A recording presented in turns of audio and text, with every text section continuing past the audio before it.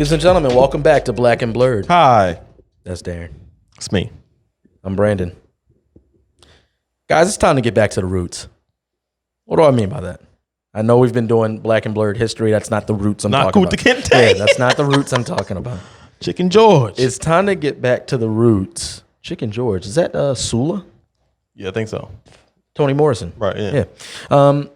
That's a good book. Sorry, I'm squirreling right now, getting sidetracked. That's a good book. If you haven't read Toni Morrison, find any one of her books and read it. It's time to get back to the roots of this podcast. Now, here's the thing. Here's something that we want people to understand regarding things that you may misconstrue as trolling. Yeah. Now, first and foremost, you're correct. It will be trolling. You ain't black. That will exist. However, here's the reason. There have been supposedly prevalent conversations in our country. Mm-hmm. And for people who sit and watch these conversations, sometimes we're left confused. Yeah. Especially when things are spoken in such an absolute way. Right. Especially about cultures, about people with certain skin colors. Things are spoken in such an absolute way. And not only that, if you have questions about it or if you disagree, you are slandered in minor ways or in major ways, you know. Yeah. You're slandered. Now, people may disagree, but I believe that we went through a lot of that the last 4 years at the helm of apparently racism's progenitor, Donald Trump. Yeah. Right? Yeah. And so therefore, when you're on the sidelines, when you're a spectator and you're watching and somebody says, "Oh, what he just did is racist." And then you say, "Oh, I don't think so." Then you are now automatically not only a racist yourself, but you also are in love with the person that you didn't choose to slander. You love Donald Trump. You love him and you'll die with him and you agree with every aspect of his being. Mm-hmm. And so that's not the case with us on this podcast. I don't know if I've said it before, but I don't think I've ever gone to sleep thinking about a president of the United States. Nah. Now, that once got us in trouble. That was in 2008. We didn't go to sleep dreaming about Barack Obama, and people got mad at us for not loving him the way that, you know. I did watch this one video about Bohemian Grove, and I went to sleep thinking about George Bush and how evil he was. Oh, okay. I mean, that's a different episode. When people saw him there. Different episode. Worshiping demons. Hey, look. But that's the thing.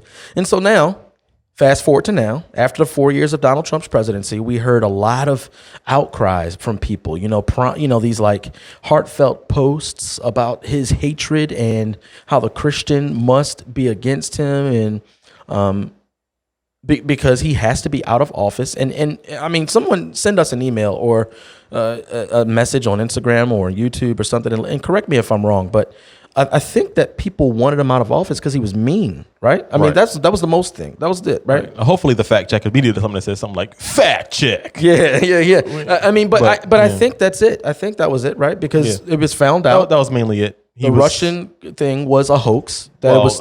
Yes. Yeah, that was found out. Yeah, I mean, people it's not on the news. People don't agree with it. Yeah, right. It's not, and that could be part of the reason still, right? The Russian hoax. Let's just say he did it, right? Let's say he did the Russian thing. That's one reason. That and he's racist. And I think the beginning of it was Charlottesville, Virginia, with the whole "there's good people on both sides" thing. Right, where he also explicitly condemned white supremacy. And liberal media has done a great job of condemning people who are rich. So he gets on the scene as an individual rich. Who's rich, And so now, but that has evolved. It's transformed into this thing where the country is extremely divided. And I want to be very explicit. This segment right here will be to the Christians. Mm-hmm. Mm-hmm. It'll be to the Christians who, out of allegiance to Christ, apparently, benefit of the doubt, out of allegiance to Christ, you couldn't stay silent any longer. Right. You had to speak up. And you had to get this guy out of office. Yeah. Because it's evil. Mm-hmm. What's happening is evil and you couldn't be silent. So, here's some more opportunity. Yeah.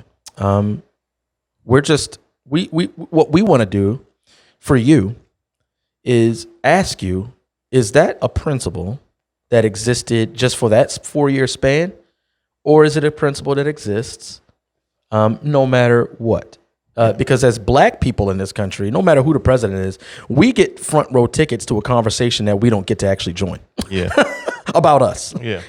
About us. We're always the subject of the conversation. Yeah. I love spectating conversations about myself. And then when I disagree on the conversation about myself, having someone who doesn't look like myself tell me about myself. We got to get the Chelsea, what was her name? Chelsea Handler? 50 Cent? Yeah. Telling him he needs to remember he's black. Yeah. We got to get that soundbite. But that's what it's like. We have a lot of people out of the undying love in their hearts telling us to stay in a black person's place. They're going to put you all back in chains.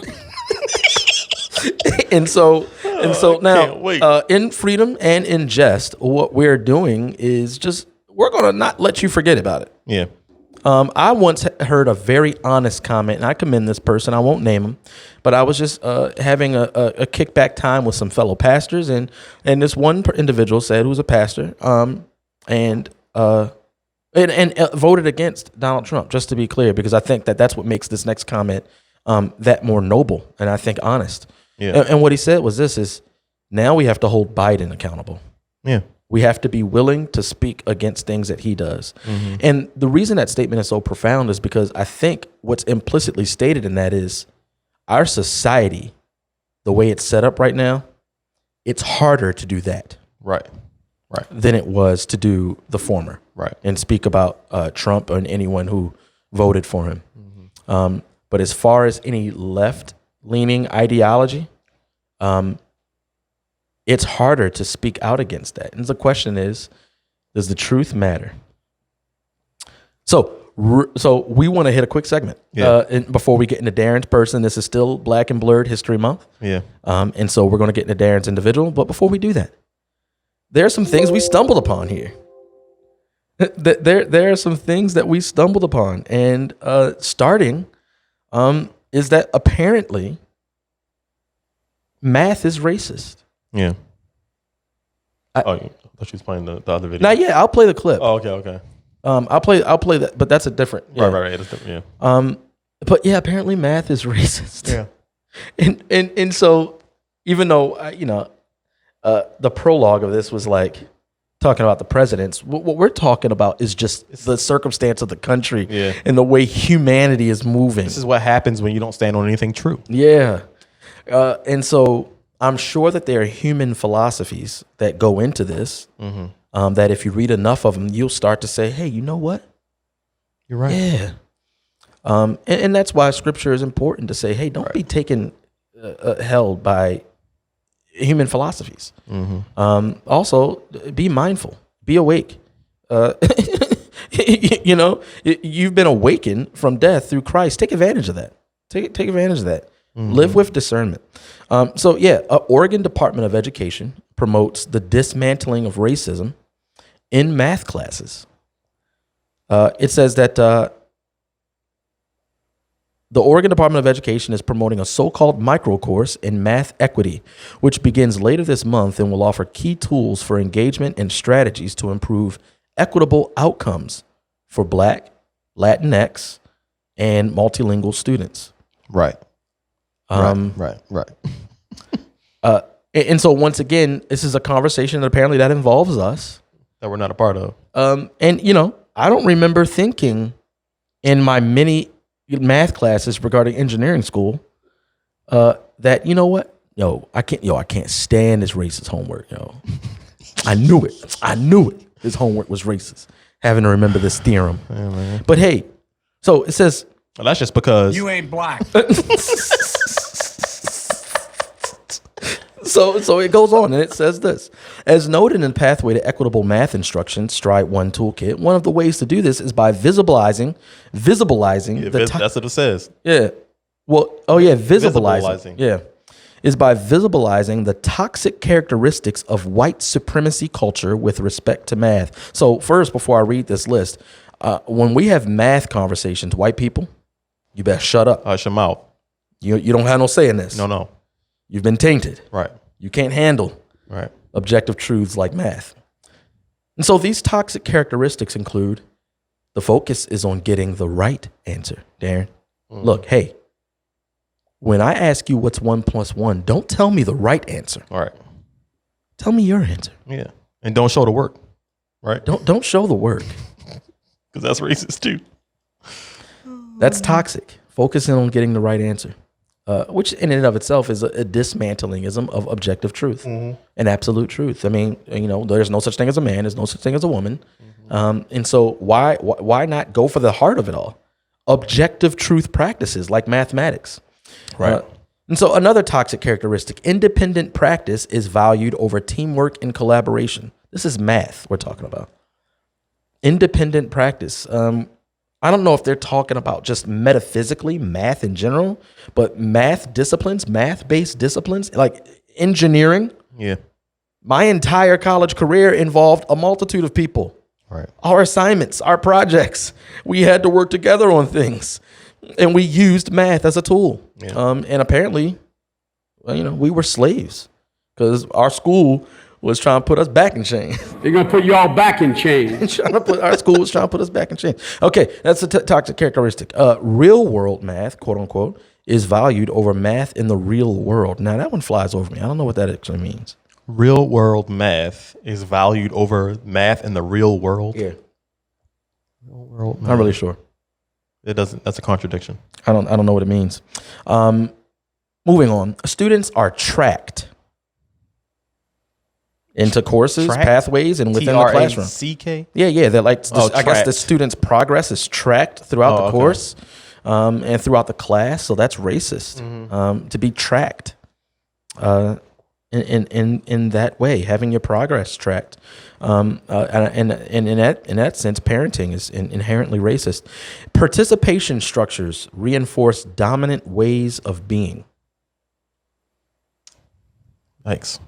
Examples of white supremacy in mathematics assessment would be requiring students to show their work and grading policies focusing on lack of knowledge. So, look, guys. I don't think y'all need to see better teachers. This is why we fight against these ideologies like critical race theory. This is how far. Go ahead. You finish. No, this is how far it's gone. You go. Yeah, that's what I'm saying. Like this isn't it though. Yeah. This is the beginning. Yeah, this is the beginning of the attack on truth. Mm-hmm. This is how far it can go, right? Like this is unbelievable. Yeah, we think about Eve, right, in the Garden of Eden, where God is explicit about what not to do, and she ends up doing it. People go, man. After reasoning, and people go, how did she do that? You look back at it now and go, how did she? God specifically, you had a whole garden, but you couldn't have that tree, but now you want it. Now you want it, and you did it. The one thing you weren't supposed to do. You had one thing. And you did it. Yeah. So where we're going right now is to a full-blown racist society. Yeah. Under the guise of fighting racism. Right. And I was thinking as you were reading it, something we discussed earlier is that this is basically saying that black people are incapable of learning like normal people. Right. And so we need to somehow make it easier for them to succeed. Yeah. Also, this is white oppression. I know some of y'all gonna say you ain't black, but this is some form of white oppression. Well, that's where we're going. You're literally training people to hate white people. To hate themselves, and you're training non-white people to hate white people. This is reverse racism, or just racism in general. It looks different. It just looks different. That's what I'm saying. It's going to be a full-blown racist society. And it'll probably be easier ushered in. Like this is easily ushered in because of actual history and pain, right? And so the way that people have handled pain isn't in a righteous way. They've handled it in a human way. Yeah. And people in the church support it. Yeah. Instead of objectively pointing to true righteousness and justice, which breeds healing and reconciliation, They begin acquiescing to ideological questions like, what is reconciliation? We were never together. That's stupid. Relationship broke in the fall. Right. And so the reconciliation is not merely man to man. It's God to man. Yeah. That's why our structures and our systems won't work. That's why they will be futile. because all these different processes are merely human. Right. And they're broken still. But you made a good point. We see this stuff and it feels like a whole bunch of pandering. It's like people are talking. I mean, people just talk so freely about the idiocy of black people. Yeah. And Like, who is other supposed people. to be benefiting? Not Asians, though. No. I'm sorry, Asians, but if people are mentioning minorities, you're not in it because apparently the history and our knowledge of Asians is that they succeed. Right. They excel. Exactly. Absolutely. They excel. So you're in a good place. Mm-hmm. Unfortunately, it's a bad place to be in a good place because no one will feel sorry for you and pity you, and you won't be involved in the different laws. Right. But we apparently are on the good foot because everyone pities us, and we're treated as if we're stupid. Yeah. To the point where now I first heard this in a conversation we were having. There was a conversation we were having some months ago. It was last year. And it was mentioned in that conversation where the individual we were talking with mentioned voting and how there is a contrived effort to suppress votes by making the legal process of voting in a way where those resources are inaccessible to lower income families. Yeah. Come on. Like, so basically, this issue of voting and people being unable to vote is due to resources. And apparently, once again, this conversation about us is because we come from that place. Yeah. And everyone we knew voted. And I recall, the city was always packed during election because there were so many voting polls in the city. Yeah. I mean, they were at libraries, they were at schools, which were on every corner. They were at churches. They were at post offices. Were anywhere within walking distance. Right. You didn't need a car. You didn't need a bus. Now, are we saying that you can't go dig some article up and find somebody claiming this thing? Yeah, That's not what we're saying. Of course, there's some people who might not have the resources to Yeah, vote. but this ends up happening like where people start talking about a whole group of people. Right. And then just recreating reality right in front of the faces of the people who live that reality. And this is also in response to Donald Trump winning the election. Yeah. Yeah, true. People forget before Barack Obama had 8 years in office. Yeah. Where was the voter suppression then? Yeah, well, I mean, that's the thing, Joe Biden has got the most votes out of any president ever, apparently. Right. Come on. Yeah. Where was the voter suppression then? Well, that's what I'm saying. And so they use these people like us. One more thing. Go ahead. And if the voter suppression was happening to minorities and black people, minorities is just a euphemism For black, yeah. Latins now. Yeah. Latins now, yeah. They played Despacito and had Cardi B up on there. Yeah. About to hit the come on again too many times. But yeah, if that's the case, then that means that these places where these black people can't vote are where they reside. And where they reside are mostly Democratic run places. Yeah. That means the suppression could be coming from white people or Republicans. Well, Republicans. I mean, they could still say white. But but I'm saying though, this is what they're trying to do. Yeah, I know. They want us to associate Republican with white people, keeping black people from voting. Yeah, right. That's true. And so it's these black Democratic leaders. Because where we grew up, they were all black leaders. There were no white leaders in the city. That is true. I mean, so you need to go to those people and say, hey, I can't vote. Why not? Mm-hmm. But the fact is, it's not true. Listen to this. This is Joe Biden talking about COVID vaccine. The COVID vaccine. Yeah. And why people in the inner cities can't get them. The other portion is a lot of people don't know how to register. Not everybody in the community, in the Hispanic and the African American community, particularly in rural areas that are distant and or inner city districts, know how to get online to determine how to get in line for that COVID vaccination at the Walgreens or at the particular store.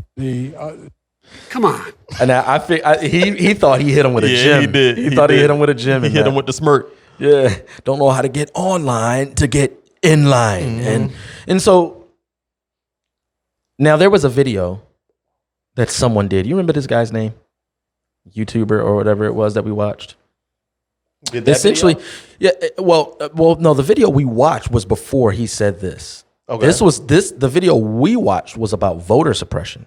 Oh, I don't remember his name. You know, and so in that regard, they were, the voter suppression argument is like, hey, look, black people and other people who live in low income families that are never white, they're too stupid to be able to go through the process of what it means to do these things. Yeah. And so then if you say that, then people are like, oh, you lack empathy. You don't know the struggle. There are people who struggle with this. It's like, no, you lack it. You lack that information. Right. We've seen it. Right. We've come from it. Now, this is the question. Go ahead. I'll go. Yeah, you go. And one of the one of the main points, right? Mm-hmm. One of the main points of contention for this idea of voter suppression is simply getting an ID. It's not like there's this paperwork. Yeah.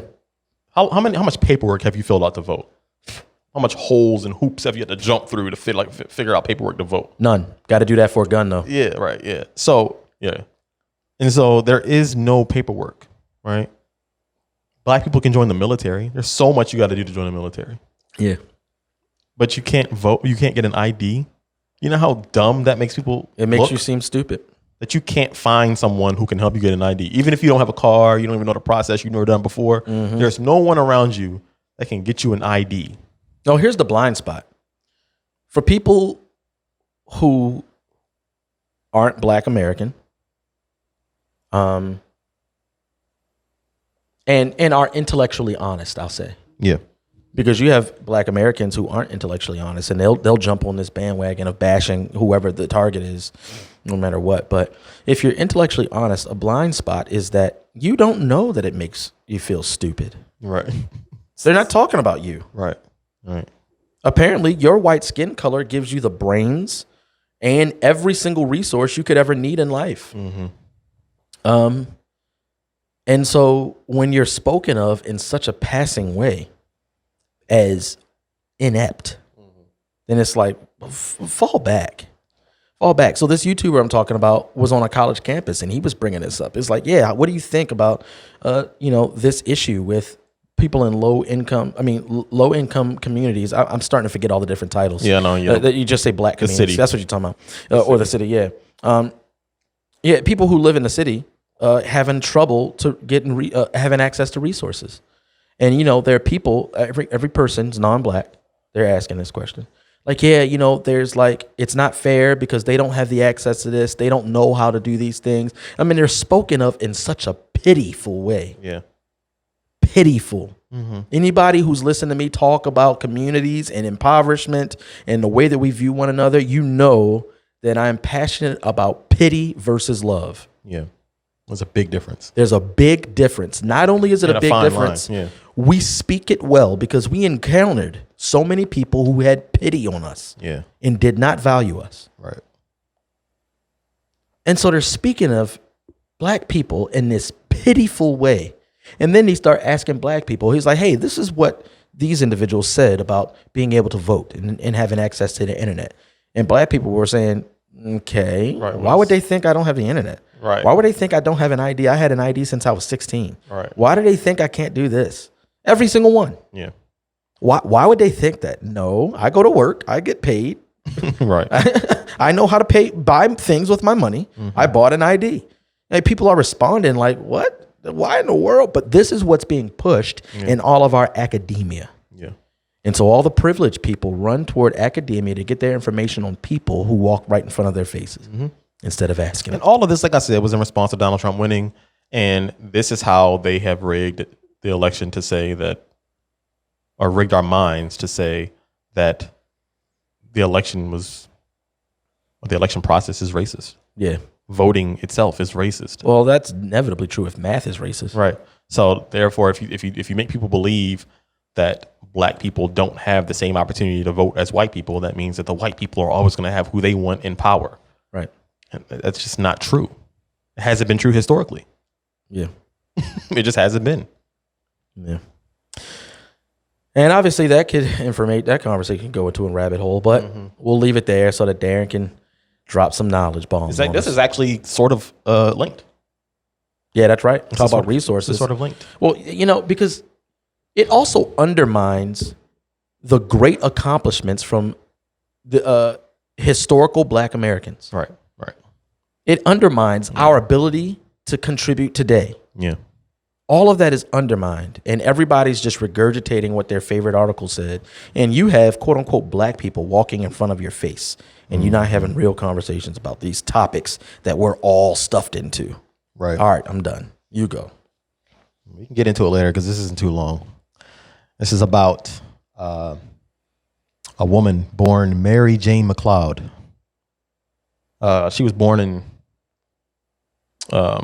in Maysville. I think that's how you pronounce it. Maysville. It's like Maysville, Maysville, South Carolina. Okay. And on July 10th, 1875, my parents' anniversary. Not 1875, but July 10th. She was a daughter of former slaves. I found that to be interesting. So in 1875 in South Carolina, she was born to former slaves. Yeah. And she was 15 of 17 children. Yeah, that's different. They ain't have cable TV, so it was nothing to do. Yeah, I know. And I mean, I assumed that black families were allowed to have so many children because the slave owners. Well, yeah, they get help. Wanted to either sell the children or wanted to help. Yeah. But that wasn't the case in this place because these were free people. Right. Her parents, Samuel and Betsy McLeod, had 17 children, and there were only 2 children younger than Mary. Wait, say what? There were only 2 children younger than Mary. Oh, so she was the third youngest. She was 15 of 17. Oh, yeah, wow. Yeah. That's wild. Yep. Yeah. So her mother worked on the owner's property. So even while they were free, she opted to go work for their former slave owner. Mm-hmm. This is after the civil rights. Civil War. Yeah. After the Civil War. She was able to work on the property that was a plantation originally, and was paid enough money to actually purchase that property. Sharecropping. Right. Yeah. So she purchased that land. The previous slave owner moved away, and the family of 17 had it. And all the children were trained to work on that property and to keep on picking cotton. Yeah. As a way to sell it and market and make money. Mm-hmm. And one of the principles that the parents taught these children was always work ethic. So real quick, that's very interesting because the way that we operate without critical thinking today, and then going back to our Lamar and Taylor. I was about to say that, yeah. Oh, you know what? I don't think our podcast listeners know about that. Was that only Patreon? That was Patreon. Go to patreon.com/Black and Blurred Podcast to find more about Lamar. But yeah, just to reference that, what people would say today if they saw any black person touching cotton, racist. Mm-hmm. Meanwhile, it's still a job. Yeah, somebody has to do it. Like I think I mentioned. But I'm saying they don't know. Yeah, no, I'm saying I think I mentioned in that blurb. I'm about to say it again. I mentioned in that blurb that cotton has to be picked by hand. It has to be picked, yeah. There's so many thorns, and you would ruin it if you ran a machine over it. And so here they are taking advantage of work for profit. That's good. Yeah. That's good. But today's thinking is... Yeah, they got paid. I mean, they obviously didn't have very much money. I mean, they sold cotton when they could harvest it. So that's once a year, I'm assuming. And the way that their parents fed the children, their army that they had, was they grew crops on that property. That's how they ate. That's how they ate. They grew their own crops. They had a land full of food that they grew and they ate. By the age of 9, Mary would pick up to 250 pounds of cotton per day. Could you imagine cotton weighing that much? That's so weird. But yeah, wow, 250 pounds of cotton a day at 9 years old. Maybe with the dew, it's a little heavier. Yeah, I'm sure if it's wet, yeah, definitely. I wonder who wrote that. Who documented that? Right? Who would know? That's alive. Yeah, no, true. Anyway, fact check.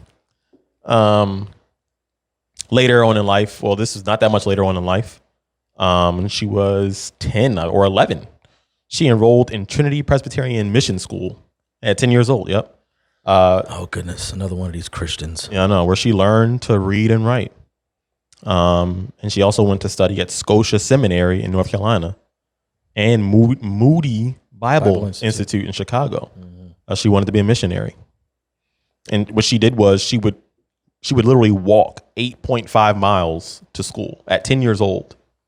She would walk 8 miles, almost 9 miles to school, and then come back home, walk back, and teach her brothers and sisters how to read and write. 18 miles a day. Right. At 10 years old, she was teaching her older brothers and her two younger, older brothers and sisters, and her two younger brother or sister, I don't know, how to read and write. Man, conviction. And this is much later. It doesn't really give a date.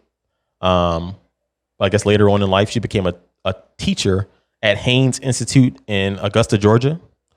And then she also taught in Sumter, South Carolina, where she met her husband, Albertus. Ain't that a name? Albertus. Birdie. Bethune. We always pronounce her name Mary McLeod Bethune. Mm-hmm. But I was listening to somebody from South Carolina say her name, and they would say Bethune. Bethune. So, Interesting. I mean, you think about 1875, they weren't enunciating Bethune. no vowels. Yeah. Mary Bethune. But yeah, so her husband, Albertus Bethune. And there was something I wanted to mention there. Oh yeah, she one of her main goals obviously was teaching.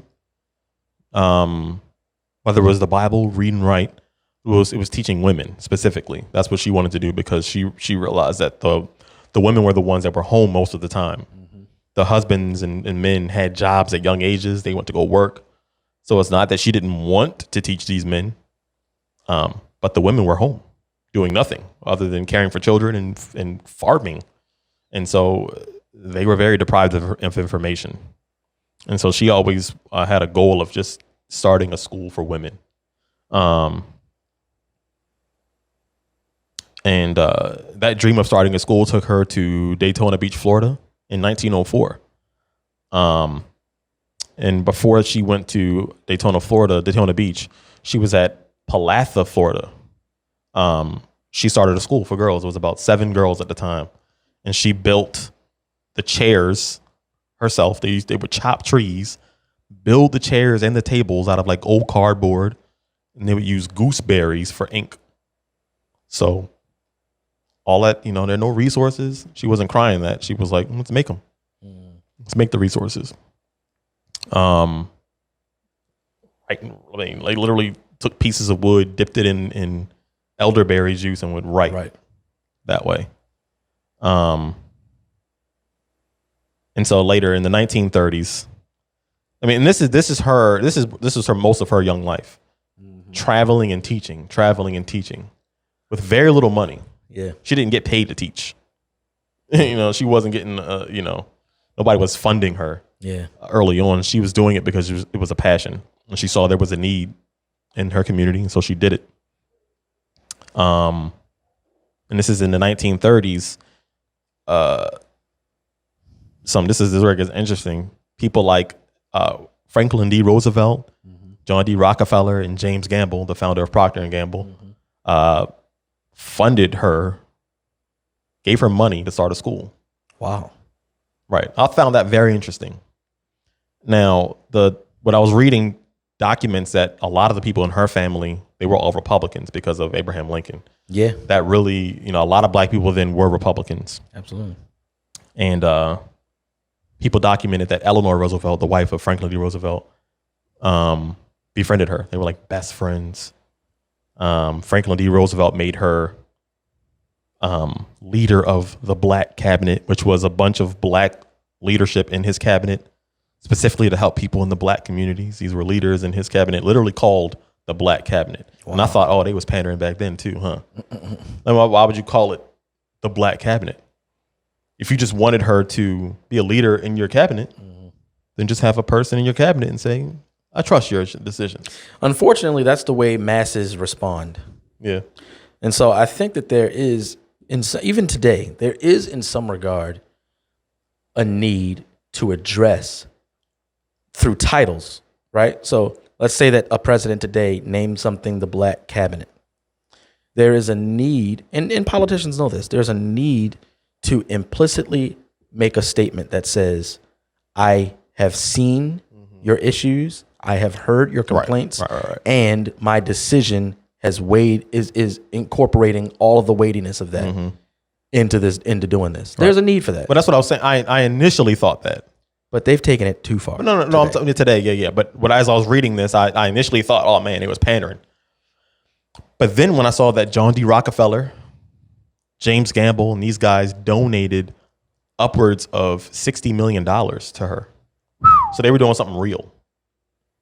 They weren't just, putting her in places as a little placebo. Like, oh, look who we got, this little black person up here making laws and stuff. Blackie. Nah, they actually gave her money to travel in Florida at the time. Florida, which goes back to I.W. Wells. I don't think she was in Florida ever. She was, where was she? More north, obviously. Well, yeah, she was in Mississippi. Yeah, Mississippi. And then she went west. Right. Okay. Right. But lynching in Florida was at like the highest per state capita at the time, and it doesn't specify, but what it says is that Mary McLeod Bethune used a lot of that money to buy people, or basically pay for people to not be lynched. It doesn't say what they looked like or who they were. It just said that she used that money to help people, prevent people from getting lynched. She would pay off people to keep people from getting lynched. But she also used the remainder of that money to start this all-girls school. And it doesn't say the title of it. But later on, it becomes Bethune-Cookman College in Daytona, Florida, which still exists today. It's a HBCU in Florida. She has a statue there. She has a statue in D.C. And which was an interesting fact that I wrote down was that her being best friends with Eleanor Roosevelt, making appearances at the White House, Eleanor Roosevelt and her husband donating money to Bethune-Cookman College, consistently visiting the college, it made a lot of black voters who were Republican join the Democratic Party. That's interesting. I might not agree with that holistically. What do you mean? Like I mean, that's stupid. That's stupid. There's no need to disagree with that. But yeah, because they're not saying that's what made the big shift. No. But when we look at today, right, people say black and it's automatically Democrat. And ask the question, how did that happen? Yeah. And so I think that there is something that speaks to that. One interesting note is that Mary McLeod Bethune one of her main interests was equality. Right. And she noticed that Republican places had better resources. Republican states and Republican state-run places had better resources, even for black people. Because even when you went to places like, at the time, when you went to Mississippi, when you went to, at the time it was more north. Mississippi? Georgia? Yeah, Georgia, New York. At the time, weren't Democrat at the time. Yeah, right. And so they had better resources, more jobs, all this kind of stuff. And so she wanted, and so did their FDR and his wife, they wanted to spread those resources evenly. And so what they were trying to do, obviously they weren't trying to do this, but what they did was, Eleanor Roosevelt as a Democrat and her husband donating money to this college in a Democratic area, people saw that and started voting for Democrats. The Democrats are actually doing something for us. Yeah. And that's real. I have no problem with that. They were actually, $60 million. Yeah, right. And I don't think she saw all that money. I think she died before. When I looked at it, it's kind of in hindsight, in hindsight, their cabinets have donated this much money. I think she died before, which was in 1955, before it reached 60 million. But Procter and Gamble and John D. Rockefeller, FDR, donated a lot of money to her. So she died in 1955, and one of the things that's basically all I have about her. There's not that much information on her. They get into specifics about the years and how she traveled and this and this, but mostly, she fought for education for everyone. Yeah, equal education. She and most importantly, she loved to educate. She was an educator. She was a teacher. Just does what she loved to do. This will be speculative, but based on what you shared, it seems that Mary McLeod Bethune, that's weird to say because we've been saying Bethune for literally our entire lives. Yeah. We've known of these people before these podcasts, but that when someone comes with a policy or a promise that, hey, look, you're underprivileged, And so in order for you to, I guess, be able to excel in this country, you need for me to create all of the circumstances for you. Every aspect, from your health, like the way that you eat, the things that you eat. Yeah. To You got to start making decisions on what's best for you. Yeah, the schooling, everything. We have to make those decisions. But fret not, because this is out of love for you. We want to see you flourish. I imagine she would have been against that. Yeah. I mean, by what I read, they literally donated to her cause and to her foundations, and she made the right decisions for whatever. Yeah, and we see the opposite today. Yeah. The opposite today says that, hey, look, and I talked about this in the last podcast. I'm gonna bring it back up. Mudsill theory, where there's an aspect of political thought from elitists, which our politicians are. Not every politician, but if you're one of those people who are like fanboys of politicians, then yeah, you're a politician, one of them. Who know how to say all the right stuff, who dress nice, who speak the good language. They have this belief that you as a commoner are beneath them. Yeah. And you can, if you know how to hear it, if you're trained to hear it, then it's very clear. It's very obvious. That's why we brought up everything we brought up in the beginning of this podcast. It's a part of that ideology that people are beneath us in such a way that we can even speak about their ineptitude in such a way that they won't even catch it. Mm-hmm. And it can come from ignorance. I'm not even saying that every politician sets off like, how can we get these serfs today? Yeah. No, it's think just it's coming so from a good place. Yeah, they think it's coming from a good place, and they just haven't properly associated love with their cause. It's only linked to pity. Yeah. And that's where you get all the pandering. That's where you get all the condescension, demeaning language. Because they say, like, look, you people can't actually think for yourselves. Right. And that's where Mudsill theory comes from. It comes from a politician that spoke about this. And he spoke explicitly and saying, like, look, you guys need us to make the decisions. We're the ones with the good schooling, with the resources. And even though you want to do good, you can't. We need to do it for you. And the country is in the best hands when it's in our hands, not in yours. Right. And so, I mean, when I look at this, I look at women like this, and I'm like, and I've noticed so far that you've only done women. Mm-hmm. Isn't that interesting? And it's also amazing that today, women are the ones that are just devalue themselves. Yeah. And here we have 3 very, very strong-willed women, Christians, who made things happen, affected the world. Mm-hmm. And people want to talk about glass ceiling and Kamala Harris. Yeah, right. Yeah. She can't walk in any one shoe. Not one shoe of these women. Matter of fact, she opposed what these women stood for. Right. Neither can Barack Obama. No. They can't.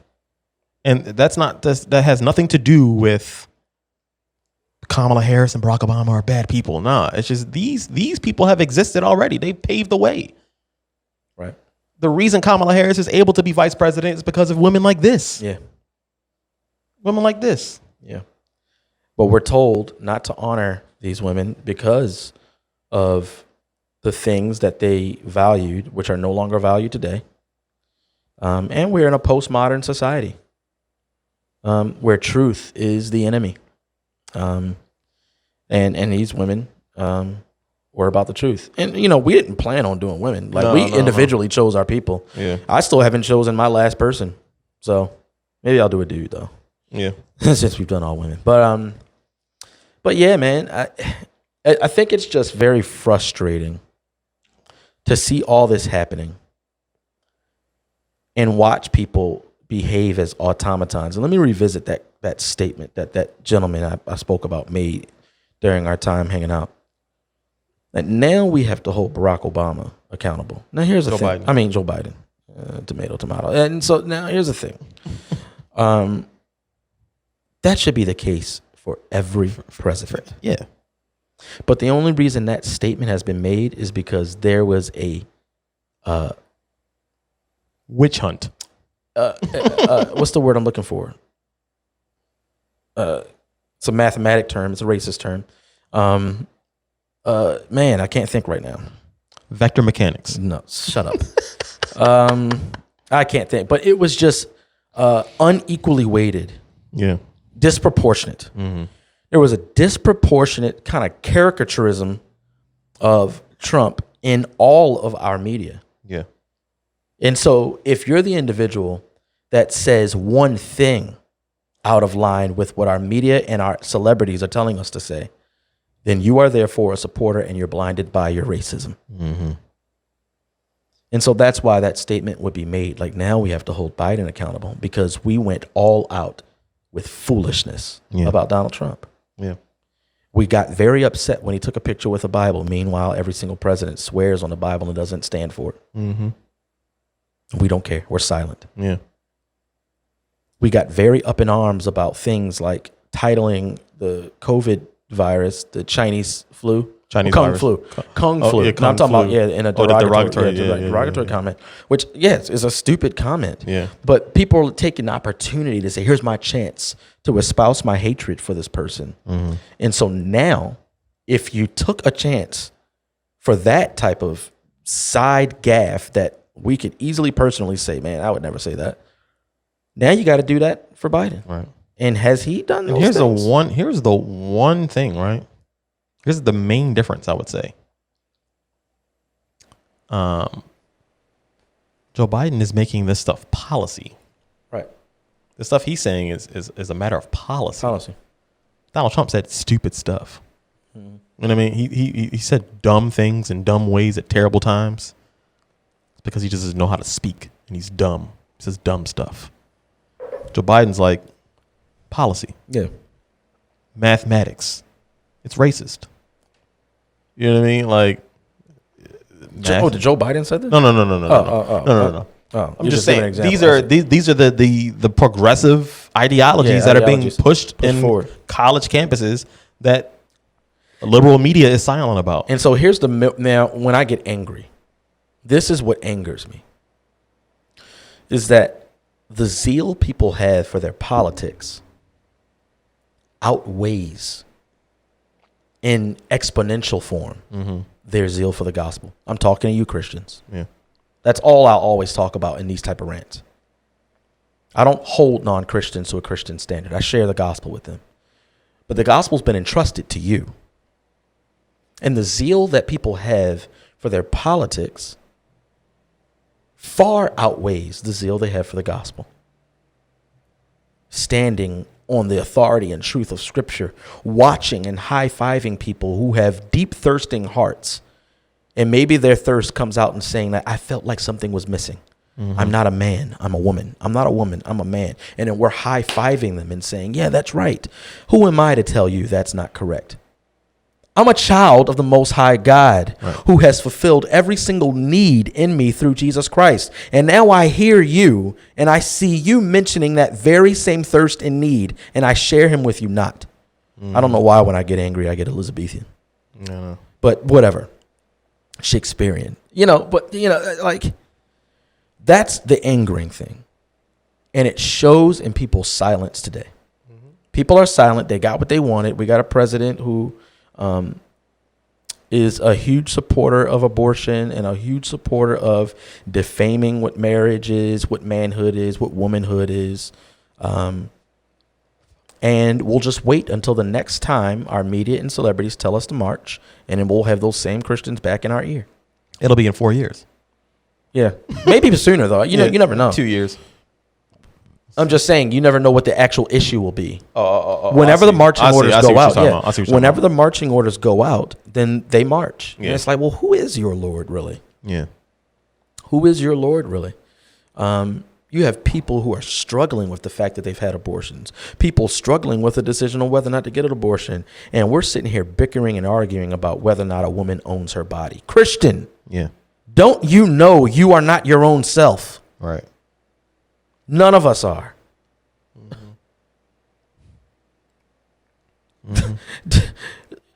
Yeah, so we don't have that zeal, and people being led to death doesn't break our hearts today. And we're not honest about the fact that we are threatened by the idea of being ostracized by society. Yeah. Because we don't have hope and peace in the fact that we've been granted access to the kingdom through Jesus Christ. And if you are in the kingdom of Jesus Christ, then one thing that's guaranteed to you is to be ostracized in this world. Suffering, trial.